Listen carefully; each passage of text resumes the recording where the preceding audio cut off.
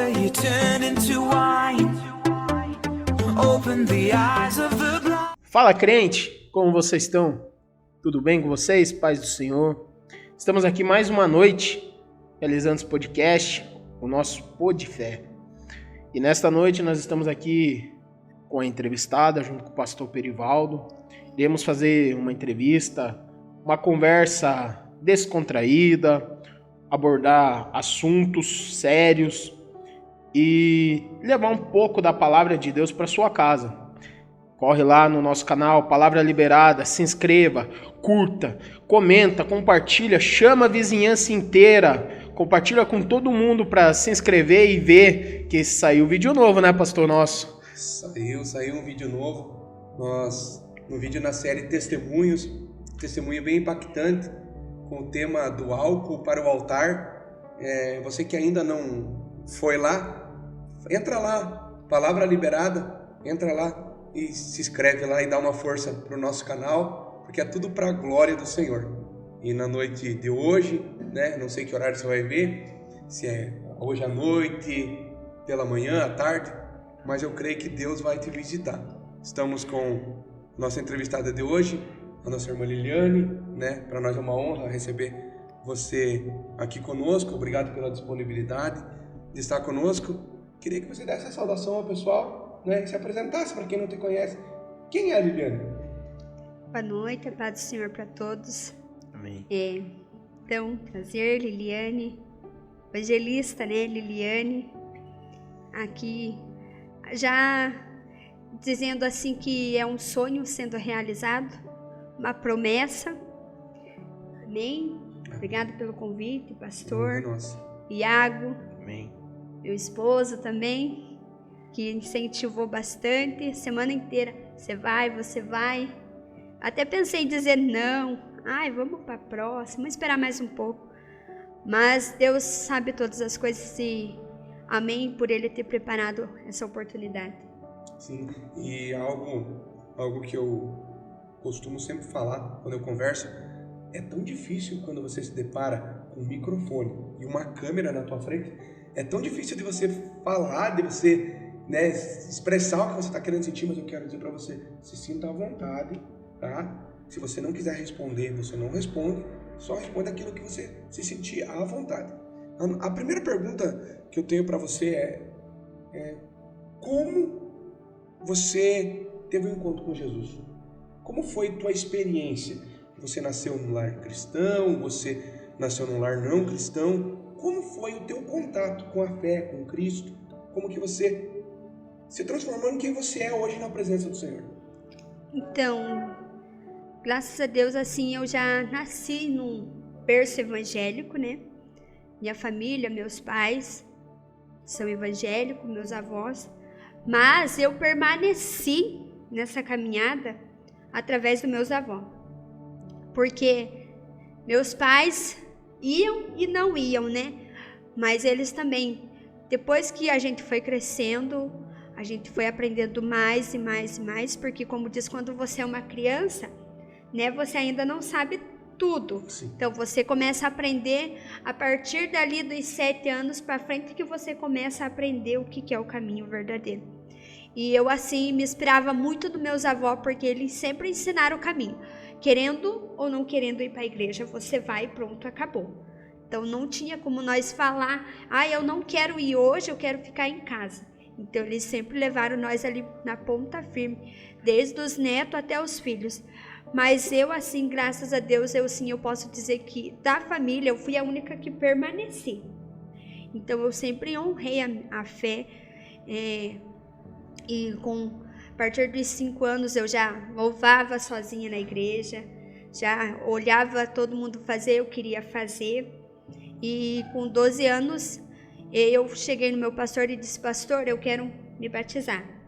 Aí, como a gente foi sempre de uma igreja rígida, então sempre teve aquele momento, aquele tempo. Então, o tempo que eu era da igreja com meus pais, então tinha um determinado tempo. Então, eles não faziam batismo antes da juventude. Então, você tinha que esperar você chegar à tua juventude para você poder se batizar. Mas mesmo assim, eu insisti naquilo. Aí eu falei, não, eu quero já e pronto, acabou. E eu quero, e a minha irmã também. E eu lembro até hoje que eu tinha 12 anos quando eu me batizei. E ali eu nunca mais, pensava em querer conhecer mundo, né? Eu achava que o mundo, assim, era algo normal, mas... Mas passava por tua cabeça, assim, em às vezes, momento de crise, momento de dificuldade, assim... eu vou dar uma desanimada, eu vou desistir um pouco, eu vou conhecer as coisas lá fora. Chegava a passar por tua cabeça ou não? Sim, até porque a gente era do ministério assim, muito rígido. Então, a forma que os pastores, eles cuidavam da nossa vida, eu assim achava, meu Deus do céu, eu acho que eu não vou aguentar, né? Passar minha juventude nesse ministério. Mas aí a gente ia em vários encontros e a gente via bastante jovem da mesma idade que eu. E eu dizia, não é possível que esse pastor cuida desses jovens. E eles estão firmes.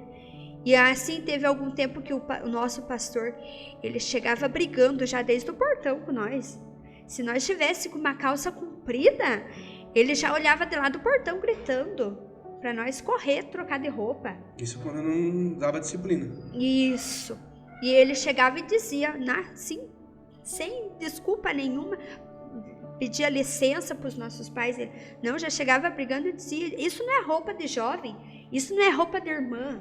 E a gente, como diz, estava aprendendo, a gente corria obedecer, trocar de roupa. Então a gente cresceu naquele medo de pôr uma calça comprida no corpo. E no decorrer assim a gente... quando a gente via nosso pastor chegando, pronto, nós já... Não era nem... Às vezes a gente colocava uma postura que nem da gente era, né? Mas como diz, para fazer bonito, né? Para não tomar sermão, a gente obedecia. E mesmo jovem. E a gente foi crescendo. Mas você consegue entender? Eu enfrentei, Iago. Essa fase que você fala, eu enfrentei no começo da minha fé. No começo foi tão difícil, era muito rígido, mas hoje eu vejo que foi muito bom. Foi muito bom eu ter passado por isso. Foi muito bom eu passar por essa rigidez. Graças a Deus não vivemos mais como era antes. Mas antes e hoje já não é mais assim. Antes os professores e os pastores, eles eram autoridades dentre as famílias. E você pode ver como mudou muita coisa hoje em dia. Hoje em dia os jovens já não respeitam mais os pastores, a igreja não respeita mais as lideranças. É que na verdade os jovens hoje em dia, eles acham que eles sabem de tudo. Sim. Porque tá aquele novo, né? A minha geração. É uma nova etapa, é um novo jeito. Como o pastor falou, eu quando aceitei Jesus, vim pra igreja, eu tinha um negócio pra mim, você falou de calça. Eu não saía de bermuda. Eu só usava calça. Ia na cidade, tava o calor que fosse. Minha mãe, põe uma bermuda, Tiago. Eu falei, não, vou de calça. Por quê? Não, porque se precisa, pra ir numa casa eu já tô de calça e tô pronto. Sim. Então, nós tentava fazer como era a doutrina. E hoje, os pastores de hoje, eles dão a doutrina, mas o jovem, em geral, igreja, tudo, mas é uma doutrina, não dá nada. Não tem problema. Então, eu acho que tá quebrando um pouco dessa autoridade pastoral dentro da igreja, sabe? Mas, como diz? Roupa não leva ninguém pro céu e nem pro inferno. Mas quem é cristão sabe se vestir. Como se vestir. Sabe como se posicionar, né? Mas eu vendo você falar, né, acerca da rigidez, acerca, né, dos teus avós que foram como parâmetro de fé para você e para tua família. E quando eu vi que você começou a falar dos teus avós, eu vi que você segurou o choro. Por que quando você começou a falar deles, você segurou o choro? O que aconteceu? Por que você se emocionou quando você começou a falar deles? Então hoje eu não tenho mais a minha base de oração, né? Então eu tenho só a minha avó. Mas o meu avô, assim, que sempre dizia, não saia da presença por nada. Queria pedir para a produção trazer um lencinho para ela. Ele sempre dizia, passe o que você passar. Não importa se o teu pastor brigou com você. Não importa se o teu pastor chamou a tua atenção. É pro teu bem. Eles falavam isso. Falava. E Porque ele os pastores eram autoridade. E o meu avô, quando ele faleceu, ele era presbítero, né? Mas assim, ele sempre foi aquele homem ponta firme, assim, comigo. Porque eu acho que ele investiu mais em mim do que nos outros.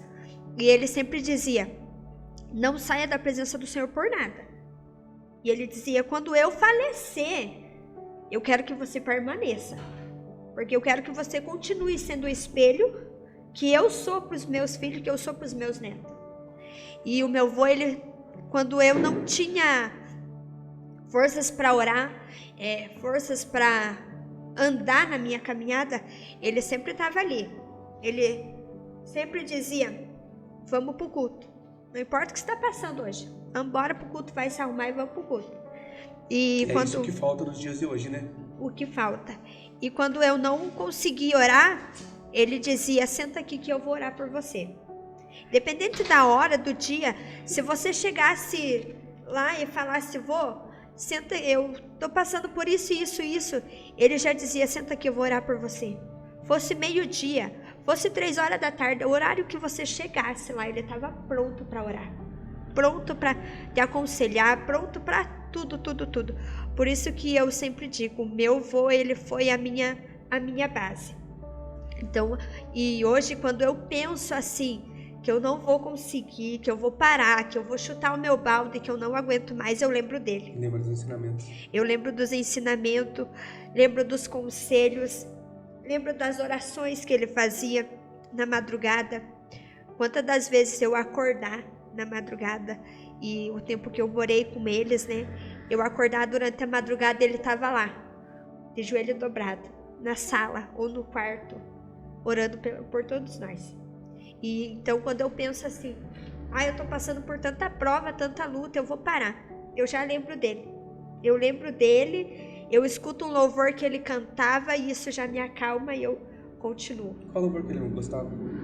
Ele gostava muito de louvar o valor de uma alma. O jardineiro. Consegue cantar um pedacinho do Valor de uma Alma? Ai, pastor. Só um refrão pra nós. Talvez alguém não conhece, né?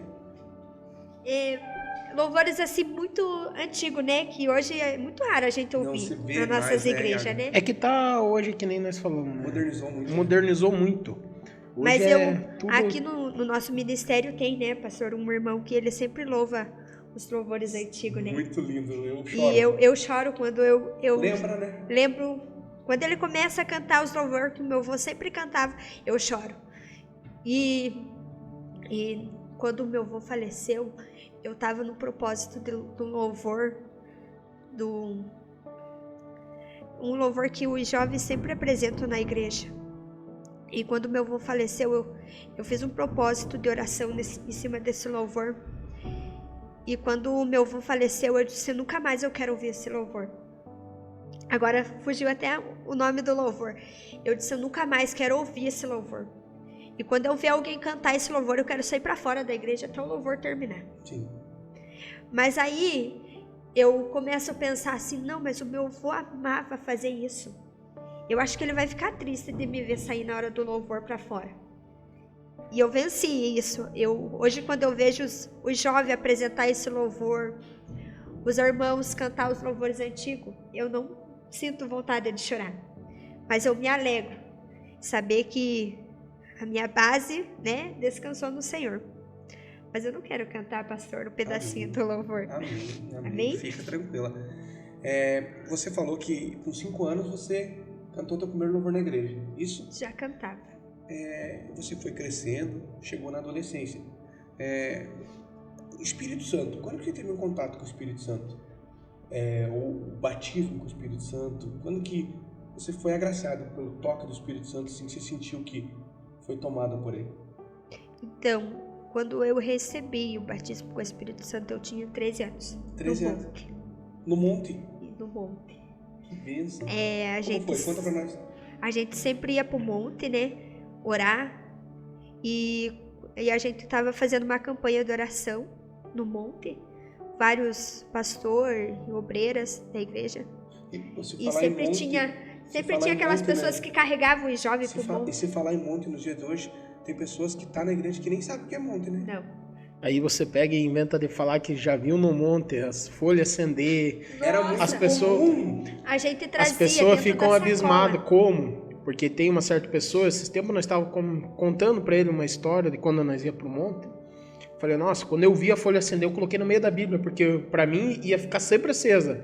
Ele falou, não, mas eu quero ir. Eu falei, não, primeiro hoje você tem que se preparar. Sim. Que o monte não sabe, você vai para batalhar. Sim. E daí ele falou, não, mas eu vou me preparar, eu quero ir. E hoje, tipo, que nem diz vocês, as pessoas não sabem a maravilha de ser agraciado no monte. Hoje em dia, assim, se a gente falar em ir pro monte, o povo tem medo de ir. Tem medo de ir. Tem do medo de ir. monte. Principalmente os jovens têm medo. Algumas irmãs, assim, de longa caminhada também têm medo de ir. Mas eu amava muito ir pro monte, vigília. Nossa, eu não perdia E vigília. aí você subiu pro monte. E aí a gente foi pro monte e a gente começou a orar e cada um foi para um canto e o pastor falou assim, ó, fica um grupo aqui, um grupo lá. E eu lembro que eu comecei a orar e orar e orar e falar com Deus. E eu senti que algo me colocou de pé e eu não vi mais nada. Não era mais eu que estava ali. E foi lá no monte que eu recebi o Espírito Santo. E depois, assim, aí veio promessas, as promessas começaram a vir, A se cumprir. a se cumprir. E eu lembro assim que a primeira promessa, o primeiro dom que eu recebi no monte foi de louvar. Nossa. E até hoje, né, graças a Deus. Eu amo louvar. Então, tudo isso eu comecei a buscar no monte. Tudo. E dom de louvar, dom de pregar. Eu não gosto muito de pregar, mas foi um dom assim que eu também busquei no monte. E dom de orar por cura, libertação, foi tudo dons que eu recebi no monte, Através da oração. através da oração. E até, como o Iago falou assim, das folhas acesas, a primeira vez que eu vi as folhas acender, eu enchi uma sacola. E o meu avô disse, pega, pode levar, vai ficar acesa até tal hora. E nós achávamos muito bonito aquilo. E toda vez que eles falavam, nós vamos pro monte, nós corria vestir roupa quente para ir, porque nós queríamos ver as folhas acender. Mas aqui, o que acontece? A igreja, quando eu falo igreja, nós nos incluímos junto. A igreja, há alguns anos atrás, ela era ligada nas coisas sobrenatural. E hoje em dia o pessoal tá muito no natural, entendeu? Não se desprende, né? A igreja hoje em dia tá muito superficial, não tem mais aquela entrega como tinha, aquele derramar. A dedicação. Eu lembro que, nossa, eu ia cantar um hino da harpa. Tinha um derramar de Deus no culto.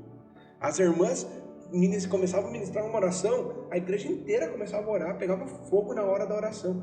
Hoje você olha assim, no momento da oração, você está orando, está se esgoelando. E às vezes tem gente que chega no culto e não dobra nem o joelho Nem o pra orar. joelho pra Já orar. está preocupado qual cadeira que vai sentar. Sim. Na verdade, as pessoas estão chegando no culto já pensando, será que vai acabar 9 horas, 9h30? Nossa, como é que vai ser esse culto? Como é que Será vai o ser? pastor Será que vai demorar? demais? Será que o pastor que vai pregar hoje ele vai estender a pregação? Como diz? Ou será que como que vai ser os louvor?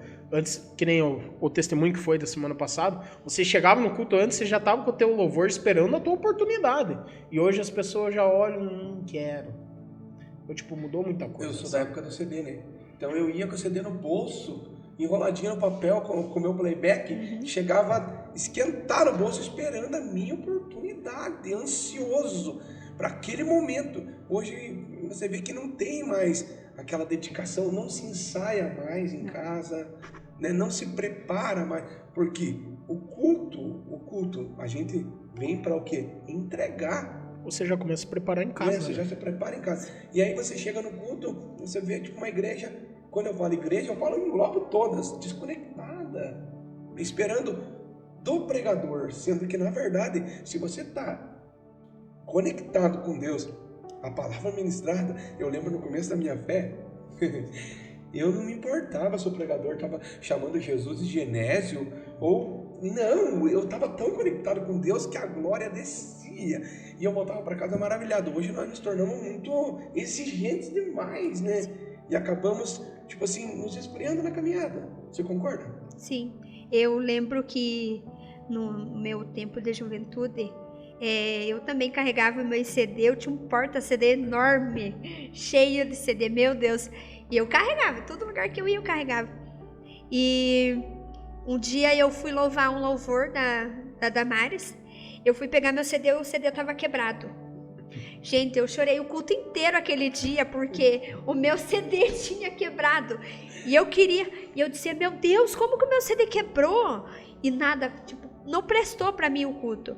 Mas porque eu queria fazer, nossa, tava ansiosa pra louvar. Você sabe o que chama isso? Coisas que não se tem mais hoje. Zelo. Zelo pelas coisas de Deus. Isso. Antes era um zelo por tudo. Você procurava fazer tudo certo. Sim, né? Eu digo até mesmo das coisas dentro da casa. Um zelo, você cuidava da cadeira. Você cuidava, né, das coisas para não quebrar. Hoje ninguém cuida de mais nada. Tanto fez, tanto faz. Tanto fez como tanto faz. Não tá nem aí, entendeu? E não, no nosso tempo, eu lembro do meu pastor. Eu conheci o meu pastor só no olhar dele. Se ele olhasse para baixo assim, eu já sabia que alguma coisa não estava legal. Eu já procurava tentar correr atrás, organizar isso, aquilo. E por quê? Porque tinha uma entrega, tinha uma dedicação. Os obreiros eram mais presentes na igreja, no culto. E hoje quase não se tem, né? Concorda comigo, gente? No meu tempo assim, então eu não peguei essa parte assim, tipo, porque eu cresci, tipo, ministério diferente, totalmente diferente do nosso. E eu lembro que o nosso primeiro pastor, que ele vinha ministrar para nós, o nome dele era Lázaro. E eu lembro que o hominho ruim, Senhor amado. Meu Deus, que homem!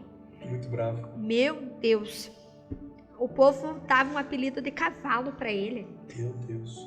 Eu lembro que uma vez ele foi ministrar a ceia. E aí, eu não sei o que o irmão tinha feito de errado lá. E ele olhou pro irmão assim: você tá de disciplina, porque onde já se viu tomar santa ceia? No meio de todo mundo. Não, ele chamou o irmão lá fora, tá. na salinha. Mas como diz, deu pra ouvir, né, pastor? Porque não tinha como não ouvir a voz daquele homem. E ele disse: você tá de disciplina, porque onde já se viu tomar ceia de qualquer forma, de qualquer jeito. E o coitado do irmão abaixou a cabeça, né? Na hora ele abaixou a cabeça. Aí quando o pastor saiu: eu nunca mais piso na igreja desse cavalo. E eu lembro que ele foi muito ruim. Ele era muito rígido, aquele pastor. E eu fui aprendendo assim. Da pior forma. E então pra mim tudo era errado. Tudo era assim. Tudo era pecado.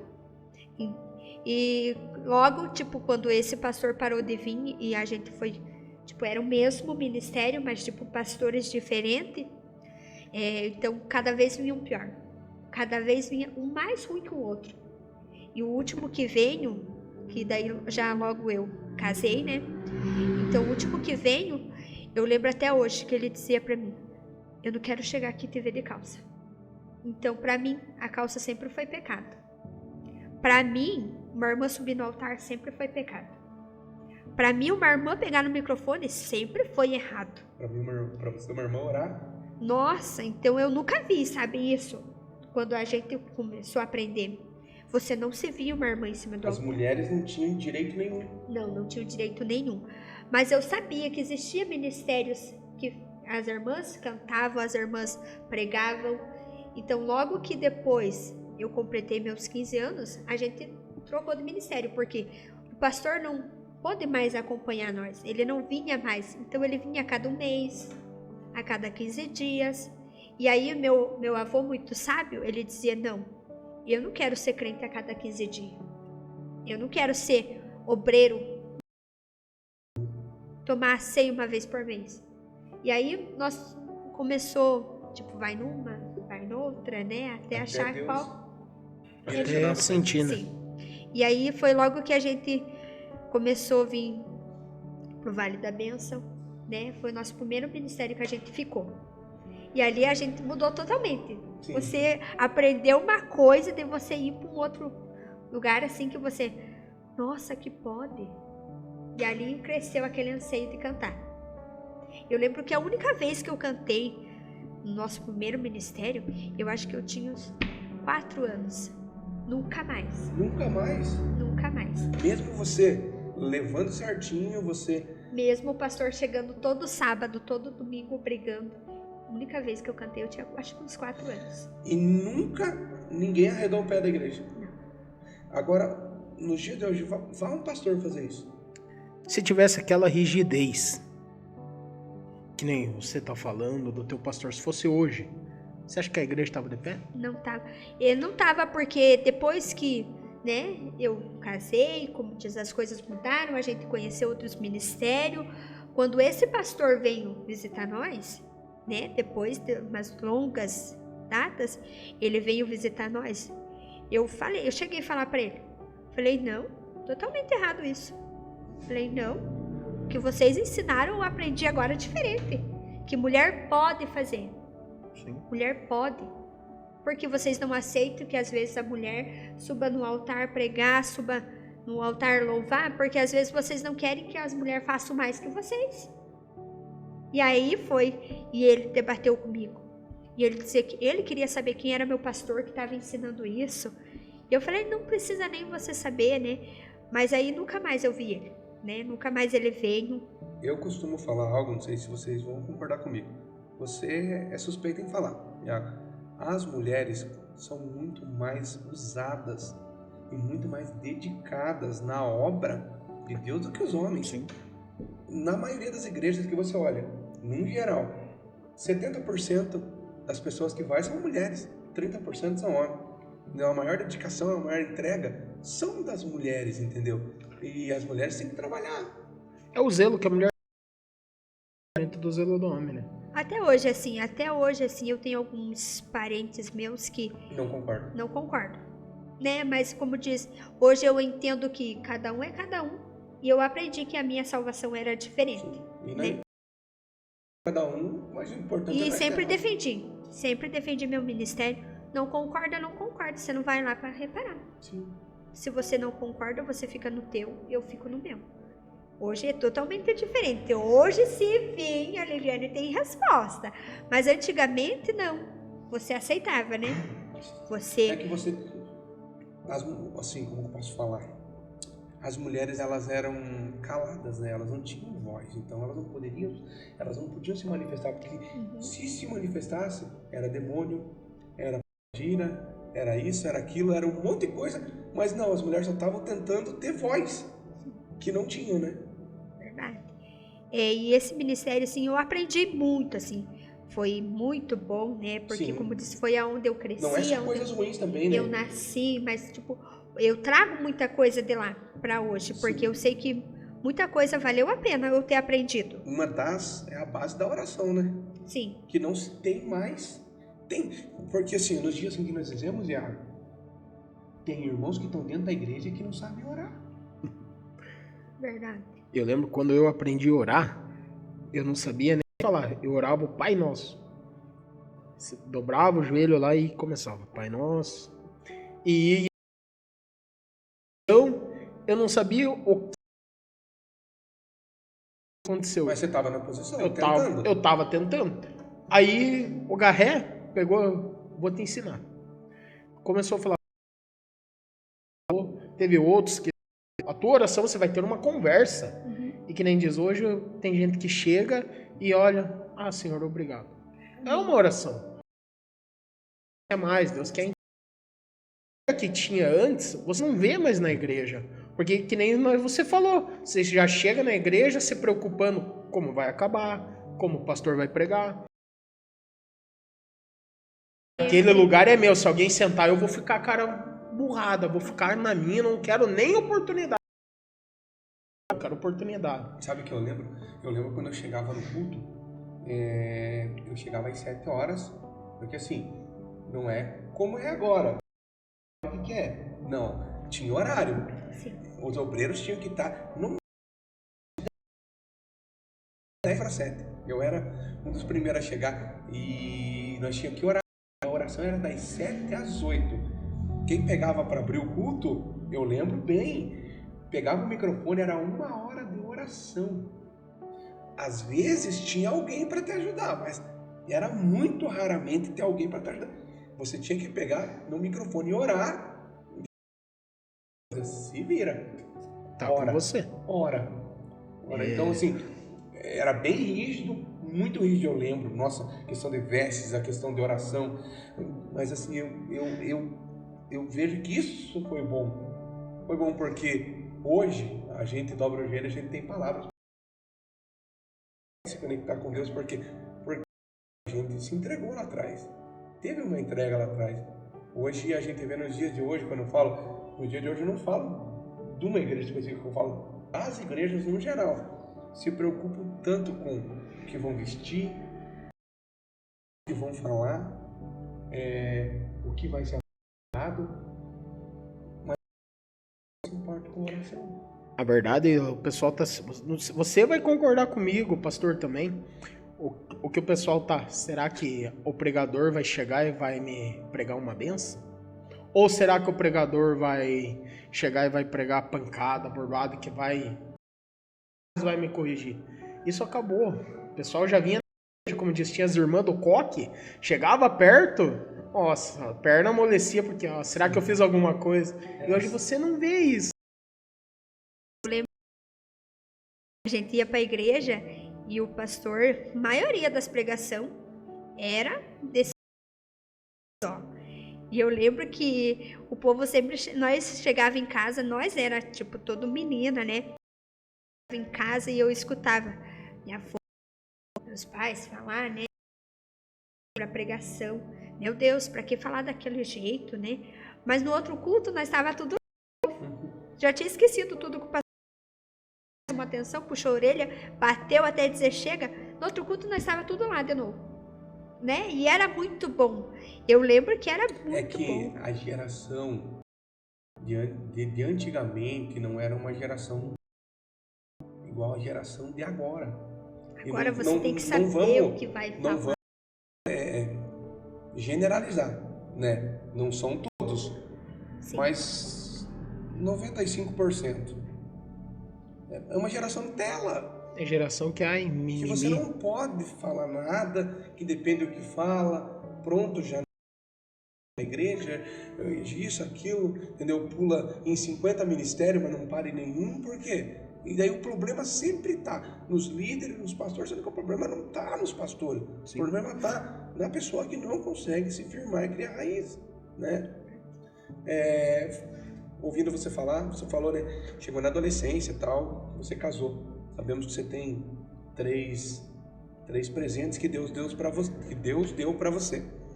Mas também sabemos que você foi, como eu posso dizer, você foi presenteado, né? Porque ele é um presente, né? E no tempo que você ficou grávida do teu primeiro filho, do Emanuel, a respeito do autismo não tinha tantos, como eu posso dizer, tanta mídia, tanta divulgação sobre o autismo. Eu nem sabia que existia a palavra autismo, né? Fui saber quando, né? Ele já estava um pouquinho maior. O Emanuel recebeu lá o médico. Tá, você engravidou, certo? Aí, como que foi que você descobriu que na tua gravidez Deus tinha te presenteado com uma criança autista? Então, assim, eu graças a Deus, assim, eu tive uma gravidez perfeita, tranquila, né? Não tive problemas nenhum de saúde, né? Não sei, por ser o primeiro, né? Você se cuida mais, você vai mais no médico, né? Fica mais tranquila. E, assim, no finalzinho, assim, que a pressão subiu, mas, tipo, nada disso apresentou que ele seria uma criança com algum probleminha, né? E na gestação não deu tudo nada. Normal. Não deu sinal, né, de nada, não deu alerta, tipo, ai mãe, você, né, se cuida porque o teu filho vai nascer com isso, né? Foi super tranquilo. Mas eu descobri depois dos 3 anos. Os 3 anos? Depois dos 3 anos que eu descobri que ele... Mas assim, eu acredito assim, Liliane, que você descobriu só depois dos 3 anos pelo fato de não ter uma divulgação e uma mídia como tem nos dias de hoje, né? Porque lá atrás não tinha esse cuidado, essa preocupação dos médicos, das enfermeiras, entendeu? De diagnosticar e de prestar atenção e de orientar dos sintomas. Não tinha, né? Não. Então, assim, na verdade, por mim, eu não teria levado ao médico, né? Sim. Mas eu descobri porque ele não falava, né? Tipo, ele não... Ai, era muito raro, tipo, ele falar uma palavra que você entendesse. Então, pra você descobrir ali o que ele queria, nossa, ficava horas ali uma criança assim que não se misturava. Ele queria ficar só no quarto sozinho. Médico, porque não queria ficar sozinho. Mas você nunca ouvia a palavra, ele é autista? Não, nunca. E aí, mas as pessoas sempre dizem, viu, você precisa ver o que esse piá tem. Porque não é normal uma criança separar a comida desse jeito. Mas tipo, ninguém dizia.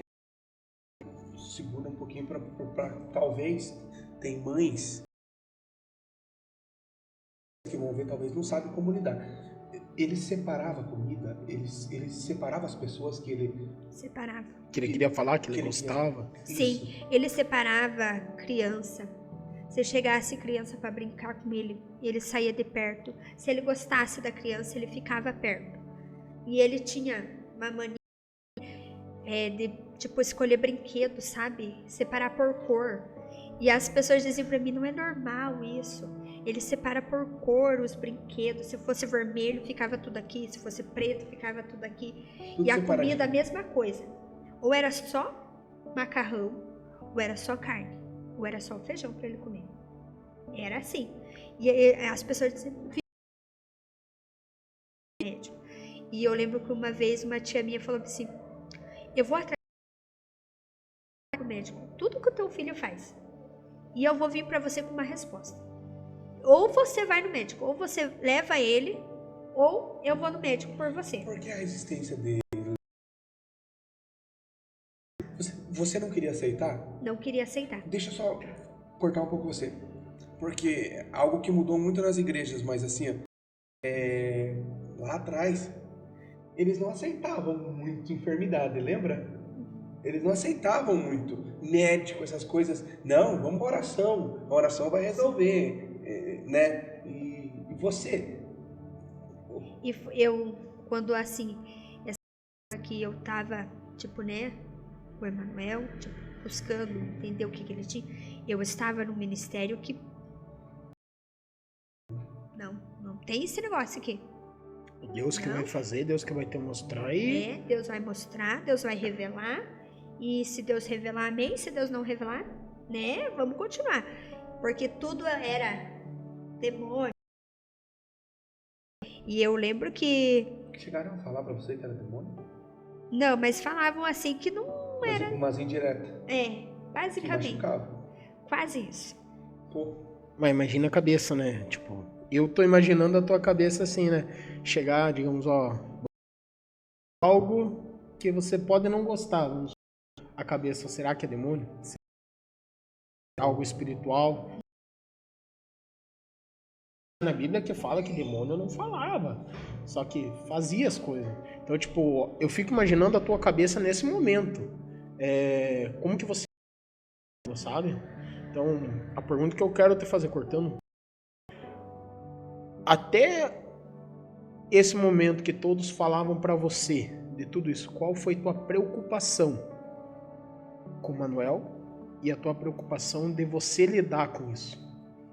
Então, no começo eu não aceitava, né? Qualquer coisa que viesse do médico, eu não. Eu dizia, não, eu quero uma criança perfeita. Sim. E eu sempre orei e falei, Deus, se o Senhor for me dar uma criança deficiência, né? Essas coisas, eu não aceito. E aí, quando... meio que uma forma de preconceito. Eu não aceitava. Não aceitava que, tipo...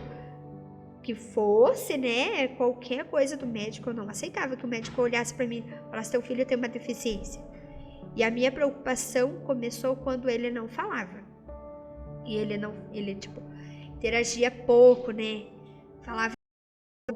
E Daí começou a preocupação, né? Vai pro médico, vai pro médico. Eu não aceitava que falasse, né? Cheguei a brigar com várias pessoas porque eu não aceitava que falasse vai pro médico, vai pro médico.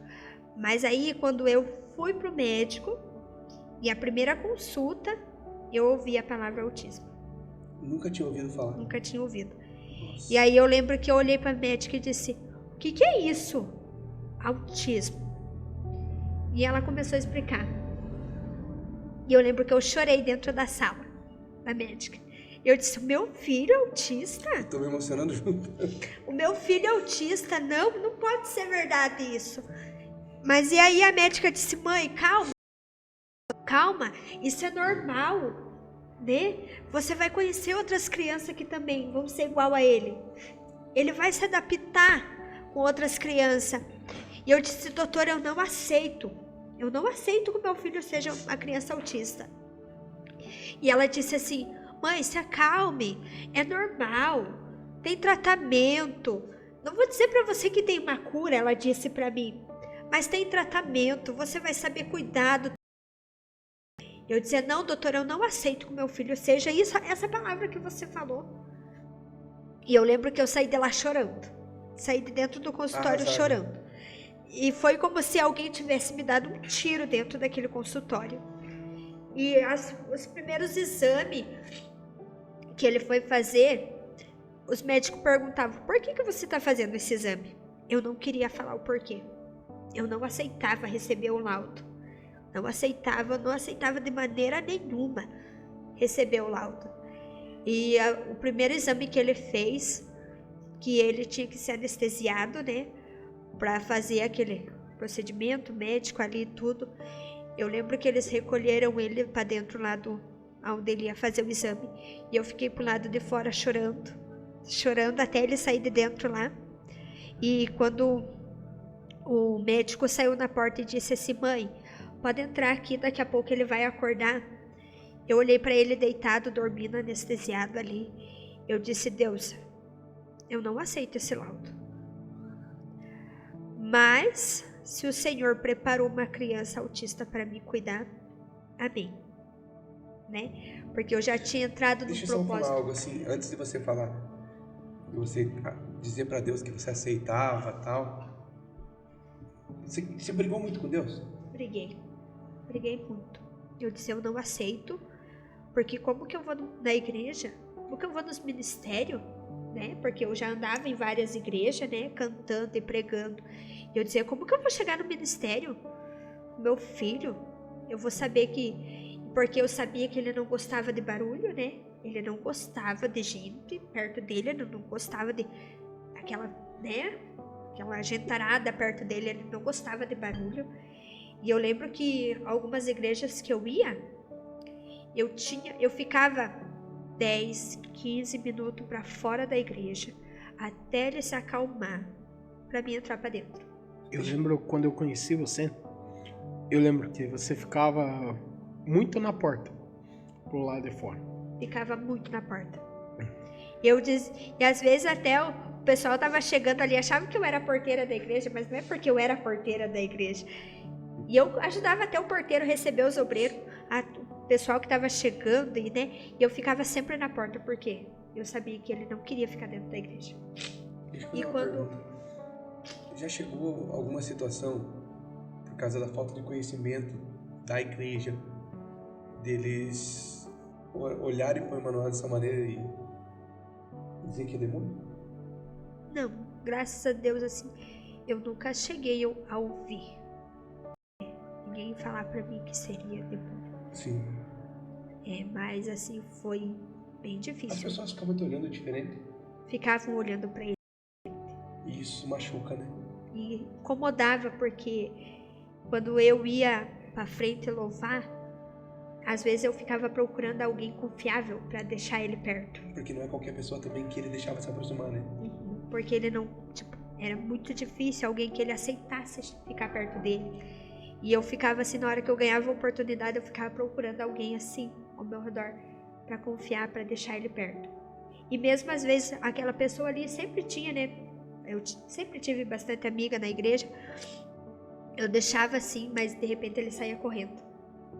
E a minha preocupação é, pra onde que esse Bia vai correndo agora? E aí eu ficava preocupada, mas sempre tinha alguém ali pra segurar. Alguém pra tipo, enquanto eu não terminasse de cantar, Deus sempre preparava as pessoas pra cuidar dele. Mas eu nunca contava que ele era autista. Nunca contava pra ninguém que ele era autista. Só eu sabia. Então, todas as igrejas que eu ia, eu nunca contei. Irmãos, cuida do meu filho aqui, que ele é autista. Abaixa o som porque meu filho... Porque eu já chegar na igreja, pedir pra baixar o som. Tipo, ai, meu filho é isso. Eu já vi muito isso. Mas eu nunca fiz isso. Nunca cheguei na igreja e falei... Ouvi, pastor, você pede porque meu filho não pode? Pastor, você faz isso porque meu filho não pode? Nunca. Eu nunca cheguei na igreja e pedi isso. Mas eu sempre ia preocupada pro culto. Porque eu sabia que eu ia chegar no culto, eu ia ficar horas e horas pra fora da igreja pra acalmar o Emanuel pra gente entrar pra dentro do culto. E mesmo assim, sempre ficava na porta. O meu canto era na porta. Era muito raro eu ir pra frente, sentar, achar um lugar pra sentar, porque ele não sentava. Outra pergunta. Durante o culto, sem ninguém saber, alguém já repreendeu ele? Já. E como que foi que você tratou com isso? Então, na hora Nossa. sim. Porque eles têm dificuldade com não, né? Sim. Na hora sim, quando ele foi repreendido, eu lembro que ele chorou muito. Mas eu não soube, tipo, na hora. Eu soube dias depois. Deus sabe como faz, né? Eu soube dias depois, sabe, que tinham chamado a atenção dele. E eu lembro que eu falei assim, então eu vou parar de ir pra igreja, né? Porque se incomoda, né? E eu amava, né? Tá, nos lugares. E quando me contaram assim que era pra tirar ele de perto do altar, porque o pastor não aceitava crianças no altar com brinquedo. E eu lembro que ele ia com um monte de carrinho, igual os piazinhos do Iago, né? Ele ia com um monte de carrinho pra igreja. Os carrinhos contados, era 2 vermelhos, 2 pretos, Separadinho. 2 azul, sabe? E eu lembro que Era uma forma de distrair ele pra você uma poder forma de cultuar. distrair ele. E eu lembro que ele sentava e ele ficava brincando com os carrinhos assim. E eles não fazem muito barulho. Eles ficam quietinhos no cantinho, né? E o Emanuel, assim, às vezes dava, assim, né, aquele surto dele querer correr pela igreja, né, porque a igreja era grande, né, e ele pequeno, né, ele queria correr. Pra ele, nossa, se ele tivesse correndo pra lá e pra cá, pra cá. E às vezes não, às vezes ele chegava, era aquela luta todo dia de culto, né, pra ele entrar pra dentro. E às vezes ele entrava, ele achava um canto lá e ficava com os carrinhos dele.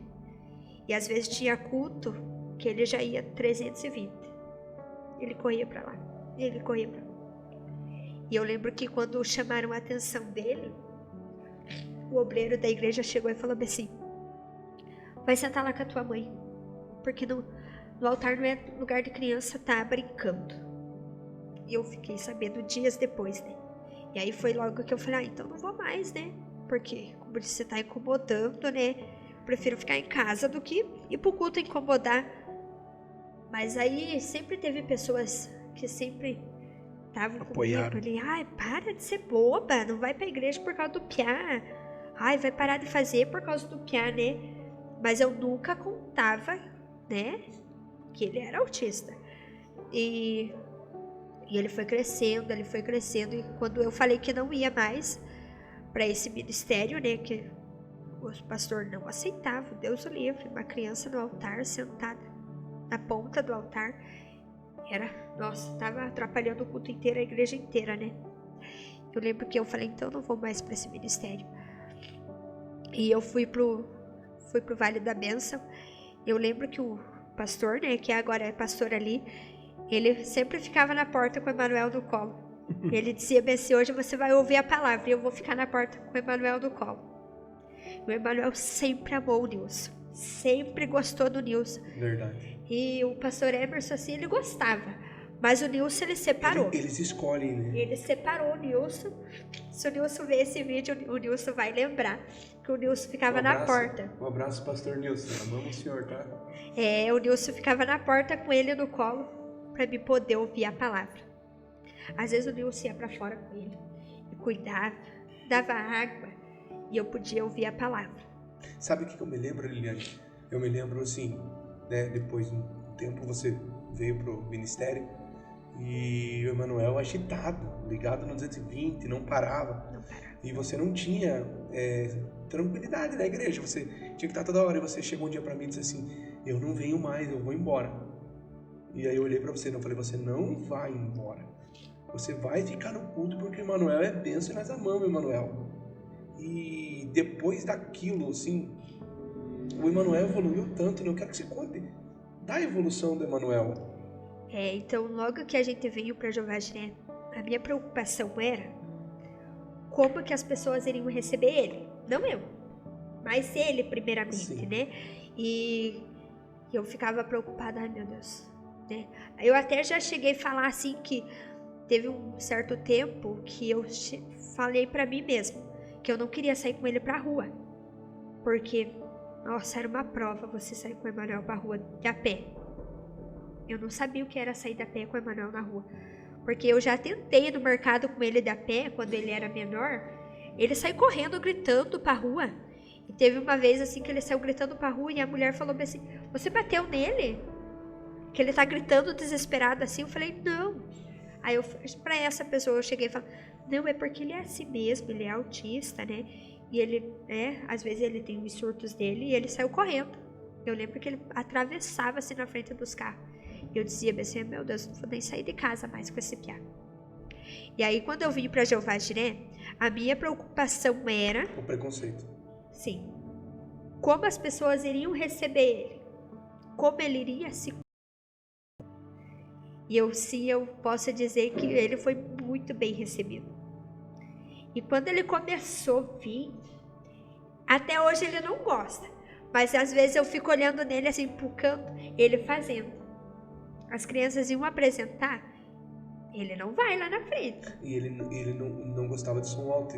Não gostava e a de som Jeová Jireh tem o som alto. E ele se adaptou, né? Conseguiu, se adaptar, se familiarizar com o som, com as crianças, que hoje, a gente olha... As pessoas em volta dele. É um cuidado, porque a gente vê que as próprias crianças ajudam ele em tudo, né? Sim. Mas é uma coisa que eu vejo assim, com crianças ele não é tão enturmado, né? Ele seleciona uma ou outra, né? Sim, uma ou outra. Mas assim, os adultos amam ele, né? Ele chega abraçando todo mundo. Ele abraça todo mundo. Coisa que ele não fazia. Coisas que ele não fazia. E que nem a respeito do som, eu nunca falei: pastor, abaixa o som, né? Nunca cheguei: pastor, por favor, o Emanuel não pode com som alto. Não, eu sempre ensinava. E quando assim ele tava bem calmo, né, que a gente podia conversar com ele, eu dizia pra ele: Emanuel, você tem que gostar do som alto. Você precisa se acostumar com o som. Então ele, às vezes ele ficava assim, ó, no culto, preocupado com o som assim, mas eu não ia. Eu não ia lá atrás nem por nada. Não, ele vai se acostumar com o som. Eu queria que você olhasse para a câmera e assim, antes de nós continuar, você desse um recado para mães e pais que estão passando pelo mesmo que você passou. Uma diferença: quando aconteceu com você não tinha esse conhecimento acerca do autismo. Hoje já tem. Qual é o recado que você dá para pais e mães cristãos, entendeu, que estão tendo dificuldade com seus filhos dentro das igrejas? Então, quem sabe você quer parar de ir para a igreja porque as pessoas olham diferente pro teu filho. E a gente sabe que um olhar É terrível. né, destrói totalmente. Você não sabe se você fica ali ou se você enfrenta aquele olhar. Então, independente do ministério que você esteja, o pastor que você tem, permaneça, porque ali está crescendo alguém que vai... Porque a mente deles é diferente da nossa. Eles pensam diferente, eles falam diferente, eles agem diferente. E a forma que o teu filho adora não é a forma que o teu pastor está te ensinando. Então ele vai adorar ao Senhor diferente. Quem sabe é correndo para lá e para cá. Quem sabe o cantinho que ele escolheu dentro da igreja é sentado no pé do altar. Mas deixa ele lá, porque é a forma que ele escolheu estar na presença. Quem sabe o teu filho gosta de ficar sentado na porta do banheiro. Isso incomoda as pessoas. Mas não deixe que isso tire o teu filho da presença do Senhor. Se ele gosta de ficar sentado na porta do banheiro, deixe que ele fique lá. Se ele gosta de sentar na escada do altar, deixe que ele fique lá. É claro que tem momentos que a gente precisa tomar a posição de pai e não deixar fazer o que quer dentro da igreja, porque tem aquele momento que a criança às vezes se solta, né?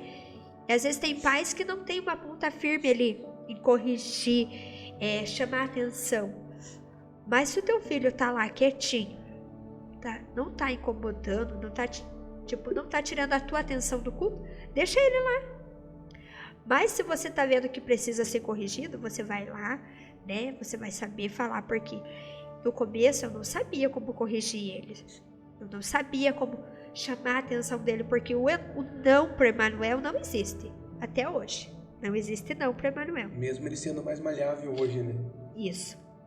E eu tenho assim, a gente tem uma forma diferente de chamar a atenção dele. Às vezes eu digo não para ele, ele fica, né? Não sei o que é não para mim. Mas eu tenho outras formas de chamar a atenção dele. E hoje ele entende que na igreja ele tem que ir para prestar atenção, para ir adorar. Ele tem que pedir para levantar, tomar um copo de água. Ele tem que pedir para ir no banheiro. Eu digo para ele, brinquedo você brinca em casa. Isso foi a maior luta, tirar o brinquedo dele, né? O pastor lembra que ele trazia os brinquedos dele para a igreja, os carrinhos dele. Dificuldade de dividir, né? Ele não gostava que criança nenhuma chegasse perto dos carrinhos dele. Nossa, se pegasse o carrinho dele, eu me obrigava a chegar na mãe e dizer, por favor, pede para devolver. E hoje, assim, graças a Deus, eu venho, eu adoro, eu faço o que eu tenho que fazer, eu vou para lá, eu vou para cá, porque ele não me atrapalha e ele sabe ficar sentado no lugar dele, prestando atenção no culto. Às vezes, né, pastor, se precisar chamar atenção, ele vai aceitar o pastor chamar atenção, porque ele já conhece o pastor. Se alguma outra pessoa da nossa igreja chegar para ele e dizer, Emanuel, não pode fazer isso, ele vai aceitar, porque eu ensinei, foi com muita luta, às vezes mas eu brigo com ele com amor e com carinho, ele não chora. E ele aceita, coisa que ele não aceitava no começo. E isso é uma grande evolução. Antes de nós continuar, está sendo muito, muito edificante. Eu estou emocionado aqui. Eu quero falar algo para as igrejas. O autismo é real. Crianças autistas, obreiros, obreiras, pastores, pastoras, Igreja do Senhor, recebam com amor. Recebam com... Ajude a família, porque muitas das vezes a família só precisa de uma igreja que abraça, de uma igreja que apoie, não de uma igreja que julgue, uma igreja que aponte, sabe? Porque eles são autistas, mas eles vêm para a igreja para adorar, do jeitinho deles. Queria fazer mais uma pergunta. Como você disse, eu já disse no começo, você tem um príncipe e duas princesas, né? Após a primeira gestação que o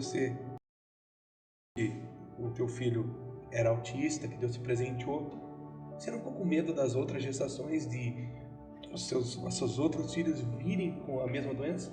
Fiquei bastante. Eu descobri que eu estava grávida. Quando eu completou 6 meses, eu lembro que eu passei mal e o Emanuel não estava bem. E eu levei ele consultar no mesmo consultório, né? Que passou ele para frente, né? Para todos os procedimentos. Eu lembro que eu olhei para essa médica e perguntei para ela, falei, doutora, posso aproveitar a oportunidade que eu tô aqui? Eu disse assim para ela, essa gestação... Com medo. Com medo. Essa minha filha que eu tô esperando, né? Porque eu já sabia, né? Que era menina. Eu falei pra ela assim, ela também tem chances de ser autista? E a médica olhou pra mim e falou assim, por quê? Eu falei, porque eu já, né, agora eu já tô acostumada, né? Mas eu não queria mais uma criança autista, falei pra ela.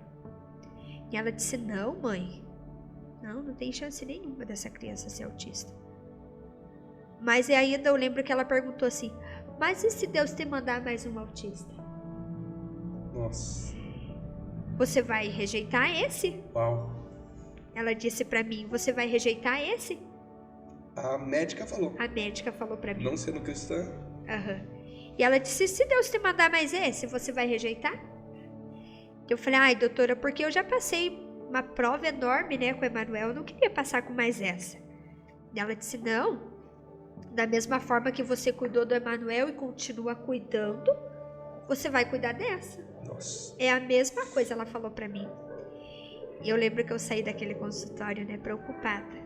Eu disse, não, pode, né, eu não quero. E graças a Deus, assim, né, a Helena, perfeita, não tem nada. E tem coisas assim que o Emanuel ensina a Helena. O Emanuel ensina a Helena. E eu lembro que a médica falou assim pra mim, mãe, a Helena, ela tá vindo pra ensinar o Emanuel a se misturar com outras crianças. Ensinar ele a gostar de outras crianças, porque ele não gostava, né? Eu lembro que, assim, os meus sobrinhos, né? Era muito difícil ele brincar com meus sobrinhos. Né, tinha a Vitória, e eu, assim, queria fazer de tudo que ele brincasse mais com outras crianças. E a médica falou assim pra mim, a Helena vai vir pra ensinar o Emanuel a dividir, ensinar o Emanuel a brincar com outras crianças. E é verdade, porque os dois, assim, às vezes, né, dá umas escapadas, assim, umas guerrinhas, assim, briga de irmão. Mas a Helena ensina muito ele também. Emanuel não pode fazer isso, né, porque a mente dele é diferente. E às vezes o Emanuel ensina a Helena. E aí você, como mãe, pensou assim, pronto, o Emanuel e a Helena e tá tudo certo. Amém. Né, fechou, como diz a fábrica. Aí de repente vem quem? A Gabi. A Gabi. E a Gabi, assim, foi... Eu queria que você contasse, porque Deus é um Deus que prova tua vida, né, tua família. E a Gabi, ela, na tua gestação, você já soube que não estava legal, né? Foi isso? Nossa, a Gabi já foi processo de primeiro mês. Desde o primeiro mês. Sempre enferma de uma coisa.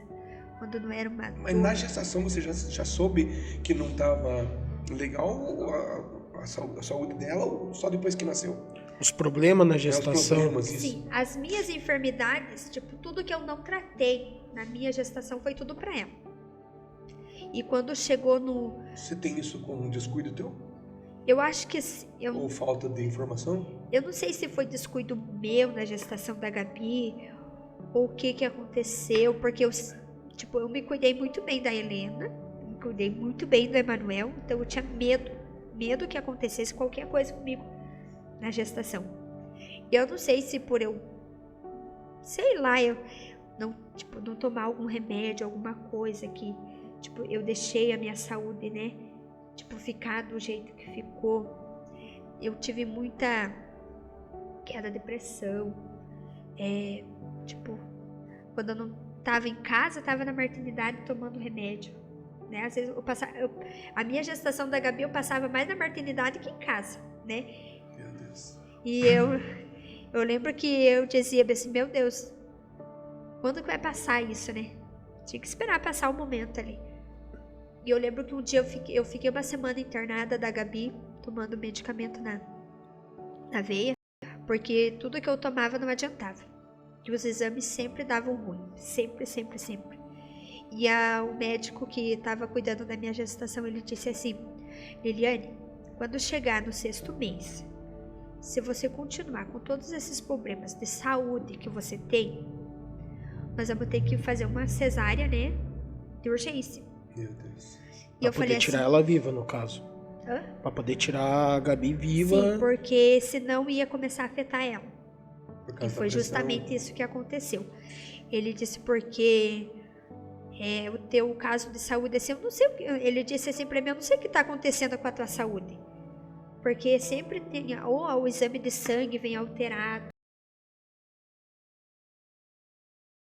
E isso vai acabar afetando ela. E quando chegou no 6º mês, piorou.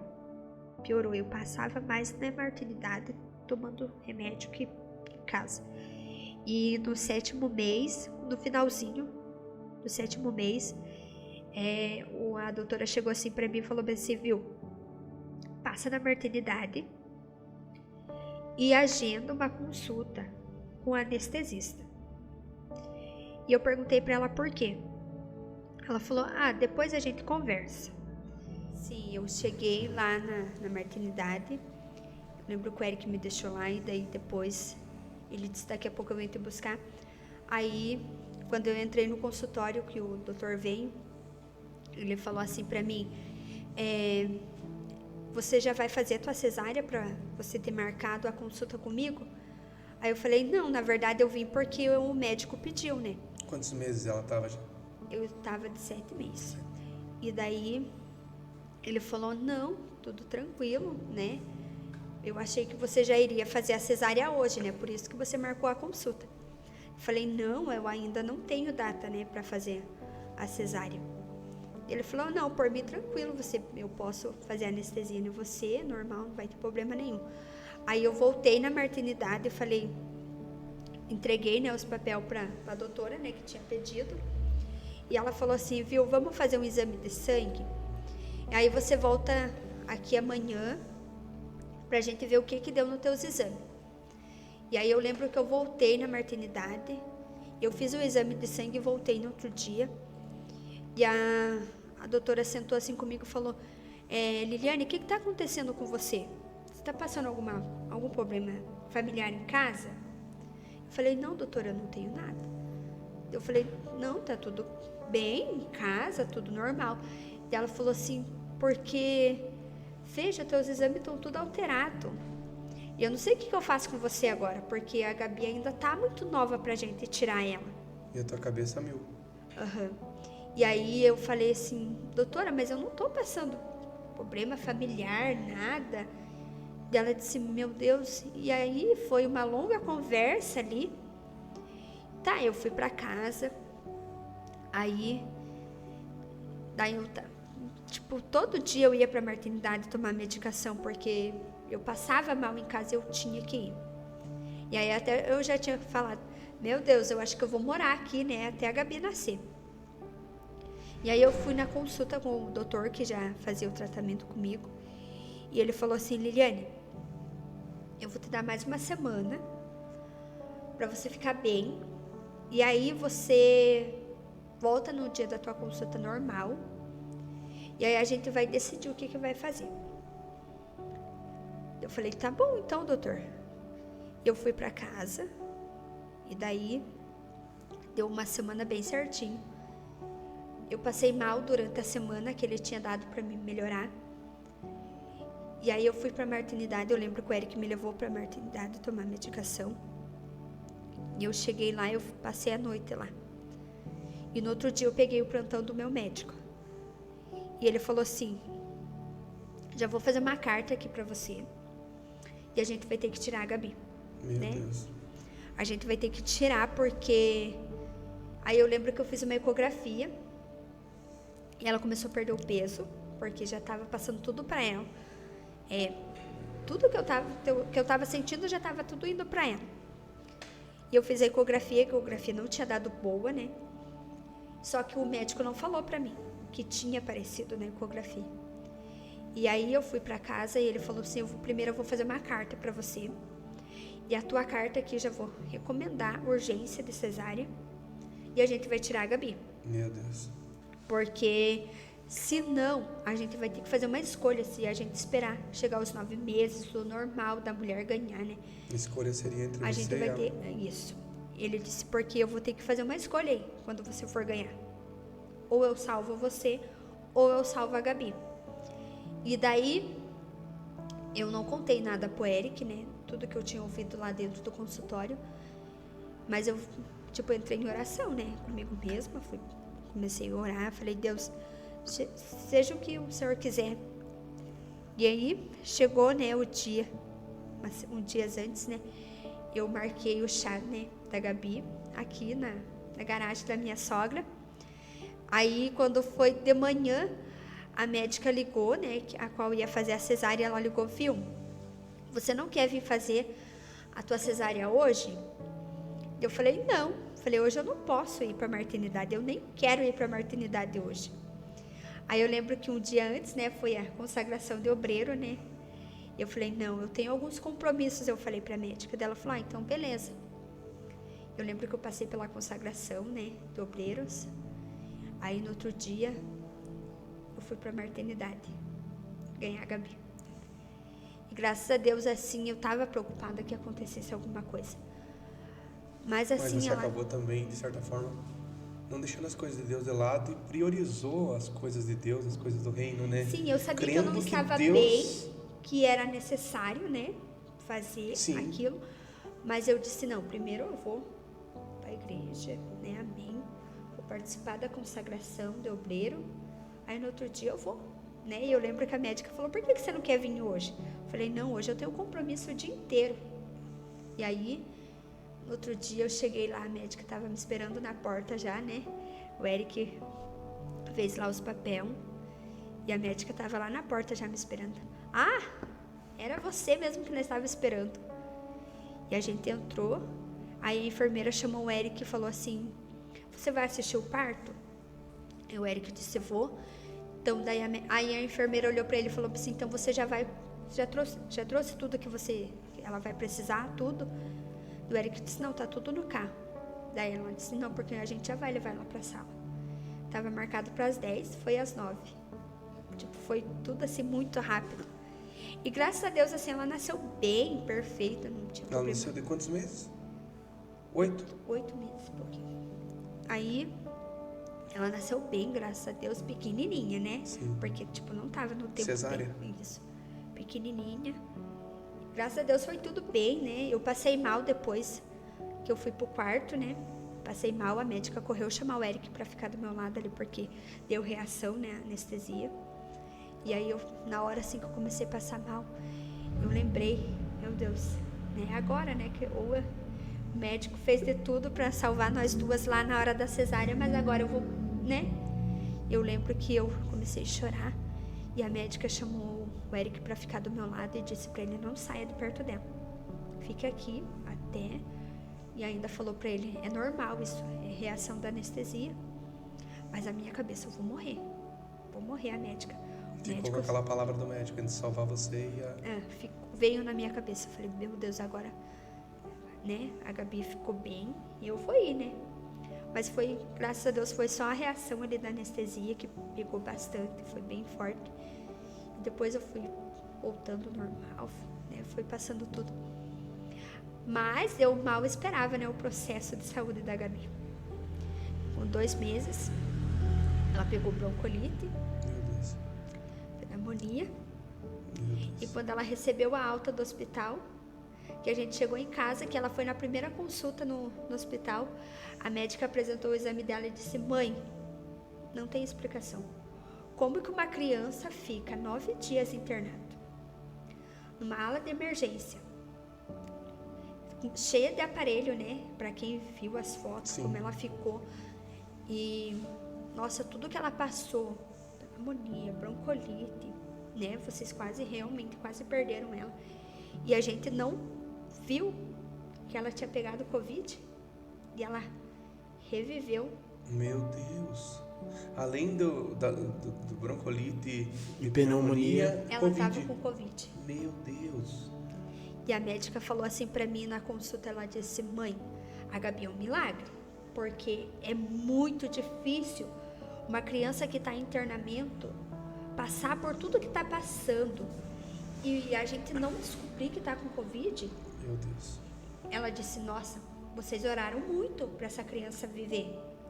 Porque se a gente soubesse durante o internamento que ela estava com Covid, nem vocês iam poder ficar com ela no hospital. Ela ia pro quarto ali, separada, né? Só com os médicos e enfermeiros vocês não iam poder quase nem visitar ela. Deus permitiu eles não verem ou não descobrirem Não essa verem. doença para vocês ficarem perto, clamando, orando por ela, Sim. usando a fé. E assim ela disse, e veja, aí ela falou, e como agora o Covid apareceu agora aqui no resultado para mim, eu vou pedir para que você faça um novo exame para ver se ainda ela tá com Covid. Porque se ela tiver, ela vai ter que voltar para o hospital, Meu Deus. né? Não pode ficar em casa, a gente tem que terminar de fazer o tratamento com ela aqui. E foi mais uma luta, né, ali. Passar por tudo aquilo de novo, os exames, os exames que ela fez durante o internamento, exame de Covid ela teve que fazer daí, né? Ela fez e a médica disse assim, mãe, ela não tem mais o Covid. Mas a porcentagem dela tá muito baixa, ela precisa tratar isso aqui. E graças a Deus não precisou voltar para o internamento, né? Deus foi tão fiel e conosco ali que segurou até agora. Então hoje ela vai no hospital como uma visitante, não como uma criança que tem problemas de saúde. Só acompanhamento normal. Só um acompanhamento normal. Graças a Deus ela não tem mais nada. Não tem Covid, não tem sequela de Covid, não tem nada. Amém.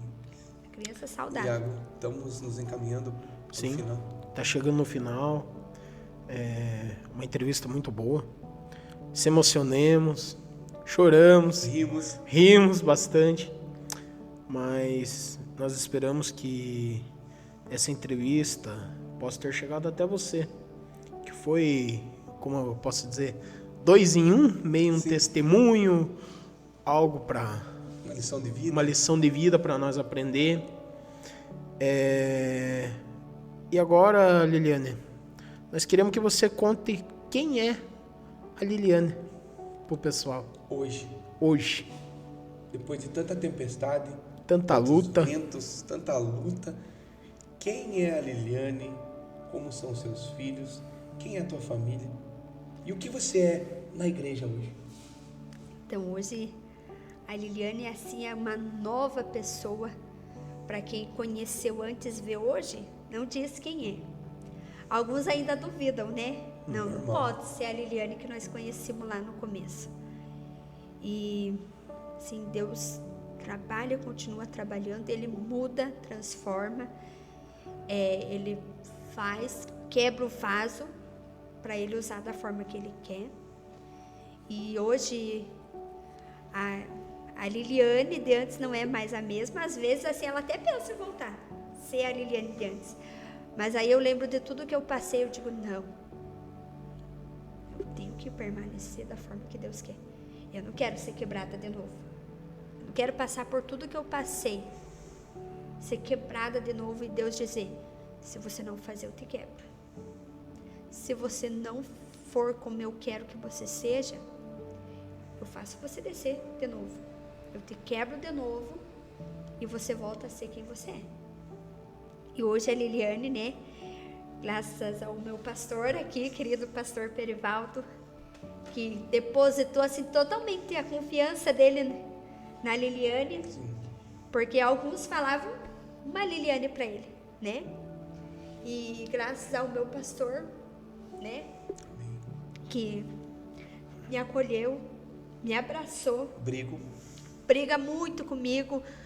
Às vezes eu falo pro Eric, se o pastor vir hoje, eu juro que eu perco as estribeiras com o pastor. Mas hoje eu sei ouvir mais o meu pastor. Às vezes dá vontade. Dava uma vontade assim de dizer, pastor, pelo amor de Deus, hoje eu não quero te ouvir, pastor. Tudo que você tem para falar hoje, pastor, para mim, deixa para outro dia, pastor. Hoje eu não quero te ouvir. Mas hoje eu sei ouvir mais o meu pastor. Mesmo às vezes eu acho que estando certa ou estando errada, eu sei ouvir mais.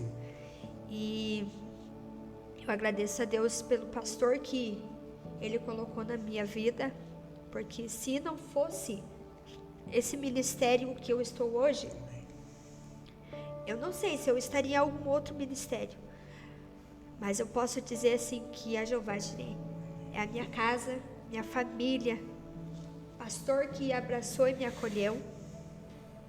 e apoia tudo que eu preciso. Tá sempre disposto a me aconselhar, puxar minhas orelhas, como ele sempre fala, brigar comigo. E, né, hoje, graças a Deus, eu sou dirigente do Circo de Oração, né? As irmãs que passam comigo pelo grupo sabem que a Liliane não é aquela Liliane ruim, como falam. Ela sabe conversar. Então, meu pastor de prova aqui, que é muito raro, difícil eu ligar. Sim. Pastor, me socorre porque eu não sei o que fazer. Pastor, tá passando uma tempestade aqui no grupo, preciso da tua mão. Não. Eu aprendi com o meu pastor que se ele colocou na minha mão, para mim fazer, para mim ser ponta firme ali, e a minha família que tá do meu lado. É difícil, muito difícil. Eu digo pro Eric, você é o diácono Eric, mas você ser esposa da evangelista Liliane é difícil. E o Eric sempre assim me apoia. Às vezes ele não quer muito, né? Porque ele sabe que ele não faz a mesma coisa que eu faço. Porque o Eric, ele quer só cuidar do som. A Liliane não, a Liliane quer pregar, a Liliane quer sair fora louvar, a Liliane cuida da igreja, a Liliane faz os corres do pastor. Sim. A Liliane cuida do circo de oração, faz tudo.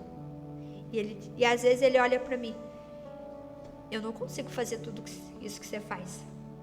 Como é que você tem paciência para lidar com a família, cuidar da casa e ao mesmo tempo você cuida do ministério?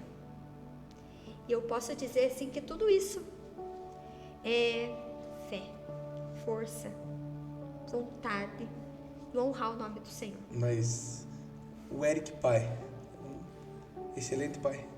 O Eric pai é um excelente pai. Inclusive ele descobriu que o Emanuel era autista depois de quase anos casado. Ele não sabia que o Emanuel era autista. E quando ele descobriu, ele disse assim, o quê? O Emanuel é autista? Eu falei, sim. Você vai ser pai de uma criança autista. Mas quando ele descobriu, o Emanuel já amava o Eric, né? O Eric já sabia tudo os surtos do Emanuel, tudo as dificuldades. Então, quando ele descobriu, ele disse, não pode ser. E o Eric, assim, sempre foi um ótimo pai.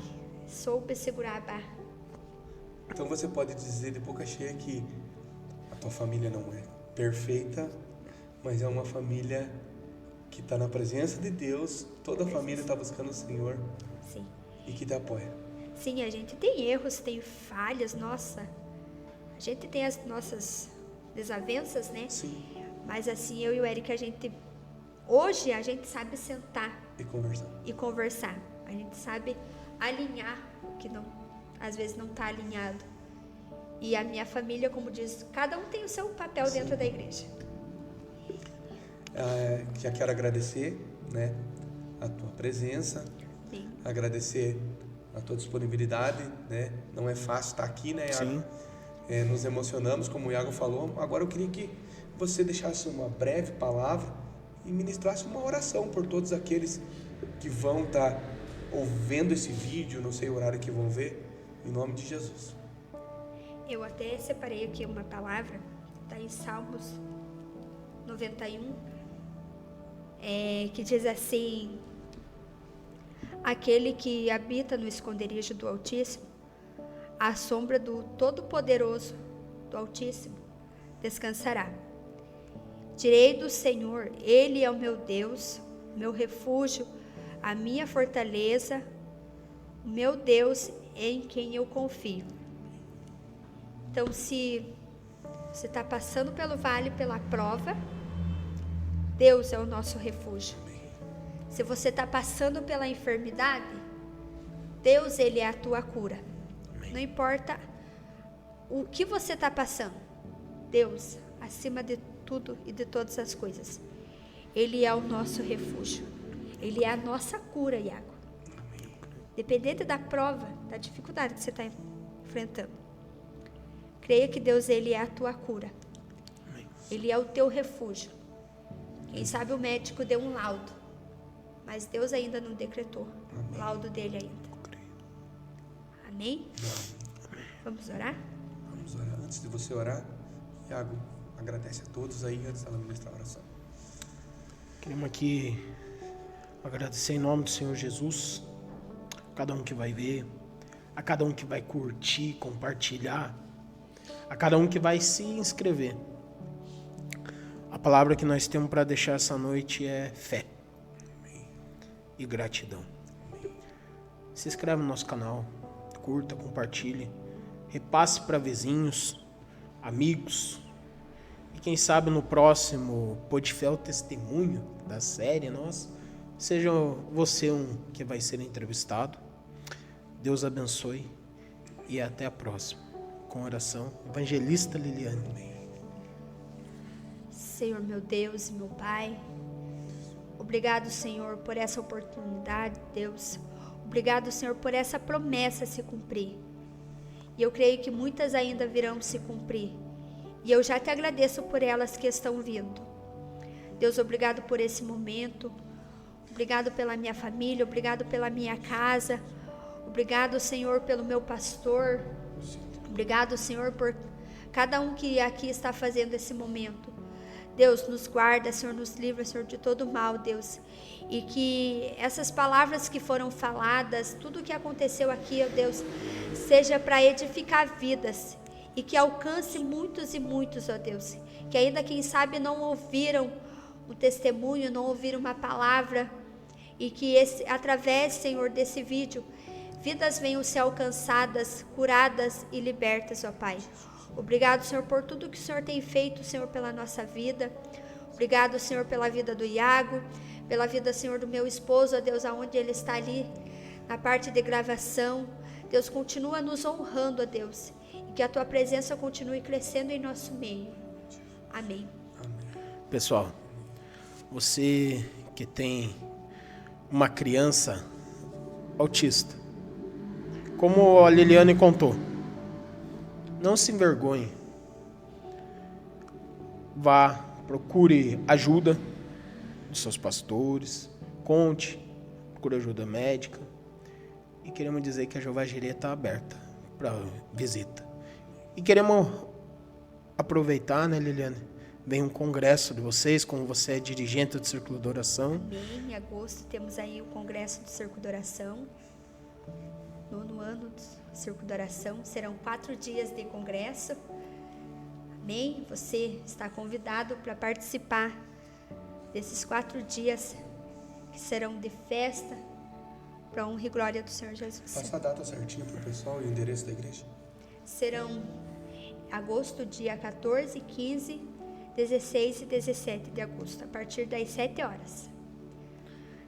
Na rua Agenor Escandelário. Agenor Escandelário 115. 115. Deus abençoe. Corre lá curtir e compartilhar. Um forte abraço.